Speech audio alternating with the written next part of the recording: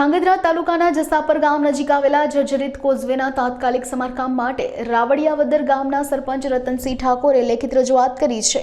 આ કોઝવે જસાપરથી નારીચાણા ગામ વચ્ચે આવેલો છે અને છેલ્લા ઘણા સમયથી તેની હાલત અત્યંત ખરાબ છે। આ જર્જરિત કોઝવેના કારણે જસાપર, નારીચાણા અને રાવડિયાવદર સહિત 3 ગામોના ગ્રામજનોને અવરજવરમાં ભારે મુશ્કેલી પડે છે। આ કોઝવેનું સમારકામ કરવામાં આવે તેવી માંગ કરી છે। મારું નામ રતનસિંહ ઠાકોર છે।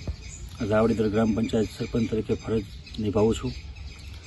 મારા રાવડીદર ગામથી ધાંગધ્રા જતા જસાપર ગામ આવશે।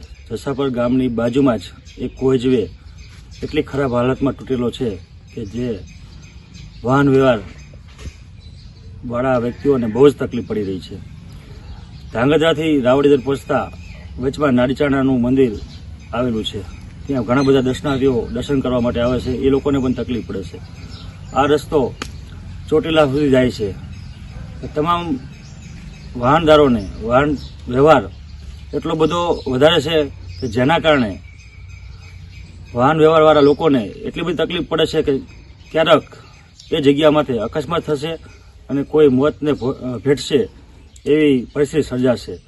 માટે માર્ગ મકાન વિભાગને મેં લેખિતમાં રજૂઆત કરી છે કે તાત્કાલિકના ધોરણે જસાપર આગળનો કોઝવે રિપેર કરાવે અને રાહદારીઓને શાંતિ થાય એ હેતુથી તાત્કાલિક ધોરણે રિપેર થાય એવી આશા રાખીએ છીએ। ભારત માતા કી જય, જય જવાન, જય કિસાન।